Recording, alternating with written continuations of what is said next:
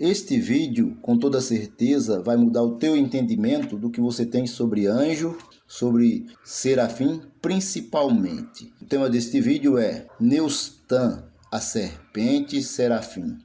Um serafim é um espírito celestial da mais alta hierarquia de anjos na Bíblia e na teologia cristã, descrito no livro de Isaías como seres de fogo, com 6 asas que louvavam constantemente a santidade de Deus. Nós estamos pegando aqui, meu amado, o conceito da palavra serafim e o que significa essa questão.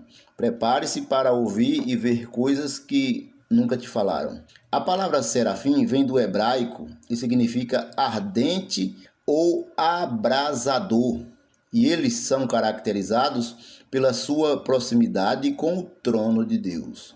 A relação entre serafim e serpente reside na própria etimologia da palavra hebraica, onde serafim, do hebraico serafim, pode significar tanto ardente quanto serpente. Veja que o significado da palavra serafim, ele é duplo. Ele pode significar ardente e pode significar também serpente. No Antigo Testamento, a palavra serafim é usada para se referir tanto a criaturas celestiais com asas de fogo que louvavam a Deus, quanto a serpentes ardentes, ou serpentes voadoras, enviadas como juízo divino no deserto. Esta ligação entre a serpente do deserto que foi levantada e serafim é o mesmo significado. A palavra vai dar a mesma coisa, tanto da serpente quanto do serafim. Mas vamos em frente aqui sobre este assunto que, com toda certeza,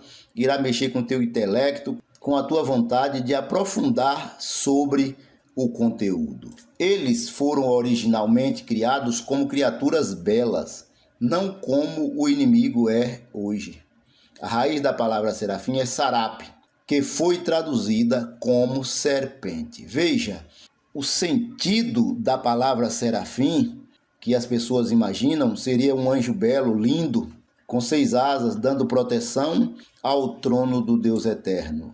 Isto está dentro do conceito do senso comum. Na realidade, isso é muito mais além do que o que você pensa ou imagina. Está nas visões da sala do trono em Isaías 14, 29 e 30 e verso 6, capítulo 14, 29, versículo, e Isaías capítulo 30 e verso 6. A natureza caída de nossos inimigos não é o que Deus Ial os criou para ser. Veja, você já ouviu falar de Deus Ial? Então ele também aparece aí dentro desses livros antigos, desses escritos que foram tidos como sagrados, ou escritos que foram tidos como apócrifos e foi desprezado pela igreja atual. Vejamos o que está escrito em Isaías 14, 29. Não te alegres, tu, toda a Filístia, por estar quebrada a vara que te feria, porque da raiz da cobra sairá uma víbora, e o seu fruto será uma serpente ardente e voadora. Isso, Isaías 14, 29. Esse verso, para a serpente ardente e voadora, vai coadunar com o capítulo 6 do mesmo profeta, onde ele diz que os serafins voavam em volta do trono de Deus. A tradução da palavra é a mesma. A tradução para serafim, com 6 asas, e serpente, as do deserto, que nós ainda vamos mencionar, é a mesma. O significado é o mesmo. Vejamos também o capítulo 30, verso 6, do mesmo profeta Isaías. Peso dos animais do sul para a terra de aflição e de angústia, de onde vem a leoa e o leão, a víbora e a serpente ardente voadora. Levarão às costas de um jumentinho as suas riquezas, e sobre as córcovas de camelos os seus tesouros, a um povo que nada lhes aproveitará. Isso está em Isaías, capítulo 30 e verso 6. Veja que aparece no início do verso, ou no centro do verso aqui, a serpente ardente e voadora. Esta questão da serpente ardente e voadora é a tradução da palavra serafim. Olha que coisa, você já sabia disso? Que da serpente ardente e voadora mencionado nesses 2 versos do livro do profeta Isaías, é serpente voadora, é um serafim? Então, serafim não é nada daquilo que nos ensinaram por muito tempo, ou que você aprendeu, que nós aprendemos por muito tempo. Quando eu falo nós aprendemos, estou me referindo à igreja como um todo, os evangélicos cristãos, nós que somos evangélicos, somos cristãos, tínhamos um conceito muito errado desse negócio. E não tem quem possa mexer nisso, mas eu estou mexendo. Doa quem doer, machuca quem machucar. Não tem problema, eu vou até o fim desse negócio, desse assunto, para esclarecer esse conteúdo à tua mente. E se nós descobrirmos que isto é real, tem muitas outras coisas dentro da própria Bíblia que deverá ser analisada com profundidade na tradução da palavra. Só não confunda os caídos com os serafins da sala do trono, porque eles são diferentes quanto a noite e o dia em sua natureza. Não sei se são tão diferentes, não. Não sei se são tão diferentes, não. A tradução é a mesma. Se a tradução é a mesma, a palavra é a mesma, a palavra traduzida para serpente voadora e ardente está de acordo com o que Isaías falou no capítulo 6, então tem muita coisa que ainda precisa ser esclarecida. Você está preparado para isso? Se está preparado, vamos dando continuidade aqui. Eu paro um minutinho e te peço que, se você não for inscrito no nosso canal, se inscreve aí, nos ajude a levar esta e outras palavras, outras mensagens que está descrita aqui no nosso canal a muitas e muitas outras pessoas. E ele criou também os anjos em forma de serpentes naja, chamado Uraeus, ou serafins, que são a insígnia do seu poder. E esta frase que eu estou abordando aqui está dentro de um livro chamado de Apócrifo e tem como título A Origem do Mundo. Esse livro, A Origem do Mundo, menciona coisas que as pessoas desconhecem e foram considerados apócrifos, mas não como gato por lebre, não. Não é porque alguém considerou apócrifo que você também vai dizer que é apócrifo. Você não tem cabeça para pensar, para analisar? Veja, ele criou, aqui é Deus. O texto está falando de Deus, do Senhor, Javé, Jeová, ou Iavé, ou Tetagrama, seja o que você quiser imaginar. Está dizendo o texto bíblico que ele criou também os anjos em forma de serpente nágia, chamados Uraeus, ou serafins, que são a insígnia do seu poder. Veja a ligação dos serafins com a serpente nágia, o formato de cobra. Será que é um povo que nós podemos chamar de reptilianos? Você já ouviu falar sobre os reptilianos? Alguém já ouviu falar, já mencionou? Isso não é divulgado abertamente, mas ele está ocorrendo dentro de escritos sagrados do passado ou até mesmo na manifestação atual de contato com governantes, etc. e tal. O misterioso relato da serpente de cobre ou de bronze, está escrito em Números capítulo 21, do verso 4 ao 9, faz parte de um catálogo de histórias na Torá que envolve as queixas dos israelitas, geralmente sobre a escassez de comida ou água no deserto. E as consequências dessas queixas nessa história, mais uma vez, Deus se cansa e decide punir os israelitas, desta vez enviando serpentes serafim. Veja, quando o povo se queixava da falta de alimento, de água, murmurando, resmungando contra Moisés e contra Deus que tirou-os do Egito, o texto bíblico aqui de Números diz que Deus se aborreceu, que ele ficou aborrecido. Imagine, ele ficou aborrecido, nervoso, e ele decide punir os israelitas que estavam reclamando com a escassez de comida ou de água. O povo que saiu do Egito, eles presenciaram muitos milagres. E esses milagres era para preservar a nação israelita que se deslocava pelo deserto com destino a Canaã. E nesse contexto aqui de reclamação, querendo comida, escassez de comida, não tinha água, o povo murmurando e queixando-se, Deus se irou, ficou irritado, Jeová ficou muito irritado, muito nervoso, e ele decidiu enviar serpentes que mordesse o povo e que quem era picado por uma serpente morria. Veja, a serpente ou as serpentes que vieram pelo deserto é justamente a serpente serafim. A tradução vai dar no mesmo sentido do capítulo 6 de Isaías. É muito tenebroso isso. No meu ponto de vista, isso é algo que deve ser analisado com profundidade. Então veja este vídeo até o final, que eu tenho certeza que você vai ser edificado. Veja, então, que Deus enviou serpentes, serafins, para punir o povo. E aí houve a queixa do povo contra Moisés. Moisés, a gente vai morrer aqui por essas serpentes, o que acontece? E aí Deus diz a Moisés que ele deveria construir sobre uma haste, ele deveria fazer uma serpente de metal, que vai dar o mesmo sentido de serafim, eu não me canso de falar. Essa serpente de metal deveria ser colocada numa haste. Que tipo de poder ela liberaria? Isso eu não cheguei a que tipo de poder ela liberaria para curar o veneno da serpente que picava o povo. Quem era picado por uma serpente serafim, era só olhar para a serpente serafim que estava na haste de metal, que era curado no mesmo instante. Eu estou contextualizando o conteúdo aqui para que nós venhamos entender o porquê desta situação. E essa serpente de metal, ela acompanhou Israel desde a época em que foi construída e colocada sobre a haste de metal, até o período em que Israel sai da teocracia e passa para a monarquia. E ela durou por muito tempo no período monárquico de Israel. Ela durou por muito tempo. Quem vai destruir essa serpente serafim, chamada de Neustã, é justamente o rei Ezequias. O rei Ezequias destrói a Neustã.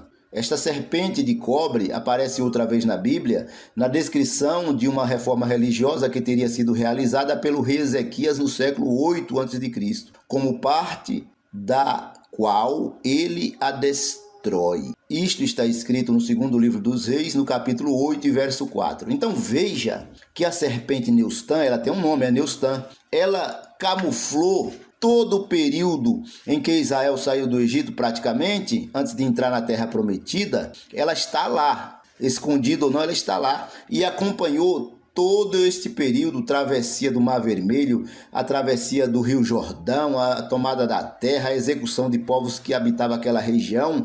Ela está nesse contexto de modo camuflado. Não me pergunte o porquê que ela está camuflada. Na verdade, está camuflada. E o povo tinha uma grande estima, eu não vou dizer que adorava, mas praticava alguma espécie de idolatria em substituição a Deus por essa serpente. É tenebroso o conteúdo. Isto acontecia até o tempo que veio o rei Ezequias e chegou à conclusão que isso estava errado. Estava errado. E ele precisava tomar uma decisão diante desse erro para que a serpente Neustã ela fosse neutralizada. Então ela vai durar até o período em que reinou o rei Ezequias. Vamos abordar aqui a parte histórica, quando houve a fabricação da serpente Neustã. As serpentes ardentes e a serpente de metal. Iremos abordar a questão das serpentes ardentes e a serpente de metal, olhando o que está escrito no texto sagrado que foi traduzido e chegou até os nossos dias. Então, partiram do monte Hor pelo caminho do Mar Vermelho a rodear a terra de Edom. Porém, a alma do povo angustiou-se nesse caminho. E o povo falou contra Deus e contra Moisés. Por que nos fizeste subir do Egito para que morrêssemos neste deserto? Pois aqui não tem nem pão nem água, e a nossa alma tem fastio deste pão tão vil. Então o Senhor mandou entre o povo serpentes ardentes que mordiam o povo, e morreram muitos do povo de Israel. Veja a situação complicada para o líder Moisés, que está conduzindo o povo com destino à terra que haveria de manar leite e mel. Eles partiram aqui a localidade, passaram pelo Mar Vermelho, rodearam a terra, tal e tal e tal. Neste processo, faltava alimento para que o povo pudesse manter a sua alimentação em dia. E aí, Deus mandava o maná dos céus para que o povo se alimentasse. Toda aquela ordem, pegue tanto, ele sabe, você pega o dobro, etc e tal. Você pode pesquisar isso aí, eu vou te dar o capítulo e o versículo, você vai ler e faça a sua própria interpretação. Diante dessa questão, o povo fez o que não deveria fazer. Começou uma murmuração, um queixume sem limites contra Moisés. Veja que o texto bíblico diz contra Moisés e contra Deus, ou contra Deus e contra Moisés, porque Moisés é quem trazia a mensagem de Deus para o povo. E esta atitude de murmurar, se queixar, rebelionar, criar um problema para a liderança de Moisés, foi um problema sério. Falaram que estava fastiado, não queria mais comer o maná que vinha do céu, etc e tal. Isso aconteceu. E isso deixou Deus irritado e nervoso. E ele decidiu punir o povo de Israel, que era o seu próprio povo. Como que ele decidiu punir? Enviando serpentes ardentes para que mordesse o povo. E aquele que era mordido por uma serpente ardente desta natureza, morria, não tinha para onde escapar. O povo morria mesmo, e estava morrendo muitos dos filhos de Israel que caminhavam pelo deserto, em virtude da picada das serpentes ardentes. A palavra serpentes ardente aqui é serafim, é narrachim. Narrachim é a palavra traduzida para serafim, que vem da expressão serpentes ardentes. Veja que situação. O povo de Israel reclamando da situação que eles estavam vivendo por causa da sua fala contra Deus e contra Moisés, foi enviados serpentes que eliminavam aquele murmurador, aquele povo murmurador. Pelo que o povo veio a Moisés e disse, aqui já é a parte da queixa para pôr limites das cobras que estavam matando o povo. Pelo que o povo veio a Moisés e disse, havemos pecado, porquanto temos falado contra o Senhor e contra ti, Moisés. Moisés, você deve orar ao Senhor para que ele tire de nós estas serpentes. Então Moisés orou a Deus pelo povo. E disse o Senhor a Moisés, faz uma serpente ardente e põe-na sobre uma haste, e será que viverá todo aquele que for mordido por uma serpente e olhar para a serpente de metal. Esta serpente de metal foi batizada com o nome de Neustã. O texto bíblico está mostrando uma situação difícil de se entender. Por que o povo era curado? Olhava para a serpente de metal, o veneno saía? A gente sabe que não tinha soro antiofídico no deserto. Pelo menos o que a gente entende é que esse soro antiofídico não existia lá, não tinha isso. E um simples olhar para aquela serpente já curava o povo. E por que serpente? Imagine, nós estamos contextualizando esse vídeo, até mesmo com textos chamados de apócrifo. No início você pode ver esse vídeo várias vezes, para o entendimento. Nós vimos que foi criado por um Deus chamado Iau. Você já ouviu falar de Iau? Foi criado os serafins, ou os anjos serafins, que tinham o formato de serpente. E agora nós estamos vendo as serpentes mordendo o povo, e foi mandado fazer uma outra serpente de metal, colocasse numa haste, e quem olhasse para aquela serpente não morreria. É meio tenebroso esse negócio. Por que serpente? Você mesmo pode pensar e responder. E Moisés fez uma serpente de metal e pula sobre uma haste. E era que, mordendo alguma serpente a alguém, olhava para a serpente de metal e ficava vivo e curado. Isso está em Números capítulo 21, do verso 4 ao verso 9. Veja que situação. Quem fosse picado por uma serpente daquelas e olhasse para a serpente de metal, era curado no mesmo instante, era curado no mesmo momento. Não morria, ficava vivo. Como que pode um negócio desse? Aí você me pergunta as coisas que a Bíblia não esclarece, e se não esclarece lá na Bíblia, eu posso até conjecturar, mas também não me tenho o direito de dizer se não está escrito. Eu não tenho o direito de dizer aquilo que não está escrito, mas eu estou abordando o conteúdo. Pastor, mas você pode dizer que a tradução das serpentes que andava pelo deserto é a mesma lá do livro de Isaías, a palavra narrachim ou serafim, que vai dar no sentido de serpente. Qual é o problema então? O problema é que a gente aprendeu que os serafins são anjos de 6 asas, são anjos belos, belíssimos, sei lá se é belo ou belíssimo ou não, mas a gente aprendeu que são anjos que protegem o trono de Deus. Agora você imagina, se são anjos que protegem o trono de Deus, que formato são esses anjos? Formato de serpente.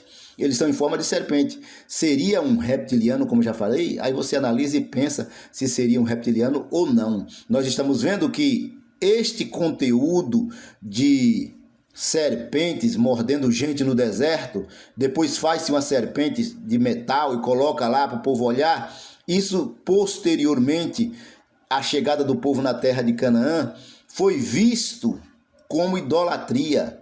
E como mencionei já no vídeo, este assunto ficou escondido e camuflado por vários anos, por muitos anos. Esse assunto ficou escondido e camuflado, e não tem como negar isso, sendo que veio a ser neutralizado e destruída a serpente de metal nos dias de Ezequias. Veja que situação. Analise e pensa aí. Vamos mencionar agora um texto que está no segundo livro dos Reis, no capítulo 18, do verso 3 ao 7, e a gente vai formulando aqui comentários. E fez o que era reto aos olhos do Senhor, conforme tudo que fizera Davi, seu pai. Quem foi que fez o que era reto aos olhos do Senhor? Rei Ezequias. É uma referência ao rei Ezequias, que ele fez o que era reto aos olhos do Senhor. Veja que andou no período de Davi. Davi não tirou Neustã. Onde é que ela estava? Aí, para se saber onde é que ela estava, é muito difícil. Quem foi que camuflou, quem foi que guardou, quem foi que protegeu a Neustã? A chegada do povo no deserto, ela não aparece muito, mas deve estar ali escondida. Por que eu digo que ela deve estar ali escondida? Porque só Ezequias é que foi neutralizar esta situação. Vamos ver o texto bíblico aqui. Este tirou os altos e quebrou estátuas, e deixou abaixo os bosques, e fez em pedaços a serpente de metal que Moisés fizera. Porquanto até aquele dia os filhos de Israel lhe queimavam incenso e lhe chamavam Neustã. Olha que situação. Foi Ezequias que quebrou e pôs um fim a esta serpente de metal que Moisés fizera no deserto. É tenebroso esse conteúdo. O povo de Israel ainda adorava, prestava culto a Neustã. É uma situação difícil. Tudo está enraizado dentro de um contexto de idolatria, na tentativa, de substituir a adoração a Deus por Neustã, a serpente.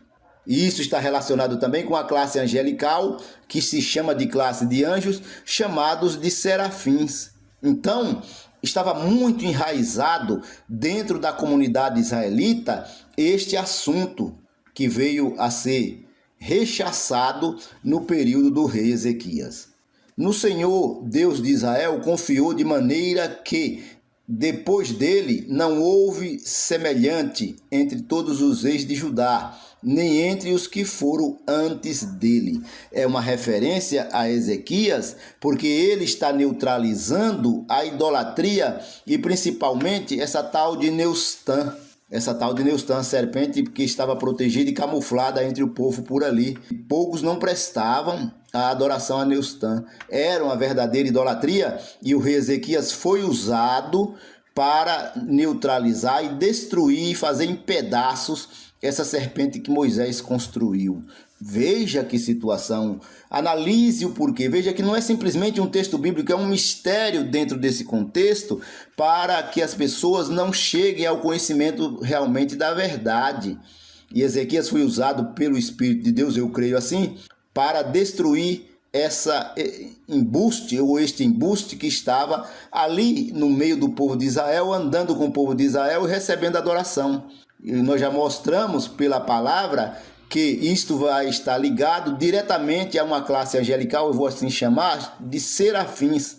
E estes serafins são serpentes? São anjos serpentes? Veja, pode existir comentários que está dentro deste contexto e do povo de Israel, onde seres semelhantes a serpentes que foram vistos e traduzidos como serafins protegiam o trono de Deus. Você acha que o trono de Deus tem a necessidade de ser protegido por anjos serpente? Por anjos serpentes reptilianos? Tem algo a mais aí que precisa ser analisado? Tem algo a mais aí que precisa ser desvendado? Nós estamos abordando aqui que a palavra que foi traduzida para serafins na nossa língua é a mesma palavra da serpente no deserto, chamada de Narashim ou serafim. É tenebroso. Nós precisamos realmente conhecer as Escrituras, analisar e aprofundar o nosso conhecimento dentro das Escrituras para não ficarmos comendo gato por lebre. E por favor, não venha me encher o saco e dizer aqui, mas eu queria profundidade. Você quer profundidade? Vá pesquisar então, veja se eu estou falando bobagem. Analisa, pega a palavra, vai analisar, vai ver se o que nós estamos falando aqui não está correto dentro do sentido da palavra que foi traduzida para serafim. E se serafim, dentro do contexto etimológico, não significa serpentes ardentes. Eu vou chamar de reptilianos ardentes. E o trono de Deus precisa ser protegido por uma classe angelical que parece com serpentes? Para mim, não. Porque se chegou ao Senhor, não se apartou de após ele e guardou os mandamentos que o Senhor tinha dado a Moisés. É um contexto de coisas que traz tanta baboseira. Como que o Senhor deu mandamentos a Moisés e ao mesmo tempo ordenou que Moisés fizesse uma serpente de metal para salvar o povo que estava sendo picado por serpentes venenosas, por narrachins venenosos, por serafins venenosos, e quem olhasse para aquela serpente de metal seria curado, não morria. O que é que acontecia aí? Eu não sei que tipo de energia era liberado a partir do momento que a pessoa olhasse para aquela serpente de metal. E agora, no período de Ezequias, veja que ela vai perdurando todo o período teocrático, o período de juízo, e ela está guardada lá, ela está dentro desse contexto aí. Não foi tirado não, foi guardado e o povo prestando adoração, e alguém surrupiou isso e não deixou que viesse à tona. Agora, chega no tempo de Ezequias, nós estamos vendo Moisés fez a serpente, o povo olhou, o povo guardou, e Ezequias agora despedaça a serpente de metal, para que ela nunca mais viesse a ocupar lugar de adoração entre o povo de Israel. Tem algo estranho no ar, não tem não? Analisa aí e pensa, tem algo ou não tem algo estranho no ar? Como é que Deus manda Moisés fazer uma serpente e depois de um determinado tempo, depois que atingiu o objetivo, vem um outro servo que é bem posterior a Moisés, chamado de Ezequias, e despedaça essa serpente de metal? Olha, o assunto é realmente tenebroso e é para quem tem nervos de aço. Assim foi o Senhor com ele, para onde quer que saía, se conduzia com prudência, e se revoltou contra o rei da Síria, e não o serviu. Veja, Deus era com ele, mas Deus também não era com Moisés, não? Deus era com ele e não era com Moisés. Deus era com Moisés também. Foi Deus que mandou, supostamente Deus que mandou Moisés construir aquela serpente de metal. Será que Moisés foi enganado? Será que um outro Deus serpente mandou que Moisés fizesse isso? Ah, pastor, não fala assim não, que eu fico triste, eu fico chateado. Isso é heresia. Então prova que é heresia. Prova para mim que é heresia. Diga para mim que é heresia. Não é heresia. Isso eu estou pegando o texto bíblico na sua etimologia da palavra para se chegar a uma conclusão do que estava acontecendo. Um processo de idolatria. Não é heresia, meus senhores. Não é heresia. É algo que precisa ser revisto. Possivelmente essa classe angelical, se é que é uma classe angelical, nós já sabemos que é uma classe de anjos reptilianos. Será que elas existem camufladas no nosso meio? Será que nos nossos dias nós não temos pessoas, eu vou chamar de pessoas reptilianas vivendo com a gente e a gente não consegue chegar a lugar nenhum porque não percebe por causa do engano? Pensa aí quantos anos Neustã durou entre o povo de Israel. Foi mais de 300 ou 400 anos. Foi desde a saída do povo a partir do momento que atravessou o Mar Vermelho e tomaram conta da terra prometida. Quando eles entraram na terra prometida, a serpente Narrachim Neustã acompanhou o processo. Ela estava em todo o processo. No período do juízo, no período teocrático, ela estava lá. Quando foi instituída a monarquia, ela estava lá. No período de Saul, de Davi, de Salomão, ela estava lá. Só veio a ser destrinchada lá e quebrada em pedaços no período do rei Ezequias. Foi Ezequias que foi utilizado por Deus para neutralizar. E aí eu digo utilizado por Deus. E Moisés fazendo a serpente lá. Quem diabos autoriza um negócio desse? Irmãos, perdoe as palavras, mas é que a gente fica indignado com a cegueira espiritual que tem tomado conta não só da nossa sociedade do ocidente cristã. O próprio povo de Israel deu legalidade para que essa serpente, Neustã, ela estivesse entre o povo por muitos anos, enganando o povo, levando o povo à prática da idolatria. Quem é que tinha interesse num negócio desse? Quem é que tinha interesse numa situação dessa? Analise aí, pense, veja, faça comentários, discuta com a gente, veja este vídeo, passe esse vídeo para quem tem interesse de conhecer a palavra, de entender, de aprofundar na palavra. Nós não podemos mais ficar no senso comum. Não podemos mais ficar no senso comum. É tempo de libertação, é tempo de entendimento. O Deus Todo-Poderoso, inominável, ele não é o mesmo ser que mandou Moisés construir esta serpente de metal. Não é. O Deus Todo-Poderoso, ele nunca foi visto, sentido, ou esteve aqui nesse planeta, ou coisas desta natureza. Então, analisa aí, pensa, aprofunde-se no vídeo, aprofunde-se nesse conteúdo, deixe os seus comentários, deixe o seu like aí, para que o YouTube envie este vídeo para muitas outras pessoas. E eu concluo dizendo que o Senhor eterno, todo-poderoso, seu Filho, Senhor Jesus Cristo, te livre de Neustã, te livre de reptilianos e te livre de todo mal. E lembre-se, Procure adquirir conhecimento, porque conhecimento é um desvio na estrada do agora é tarde.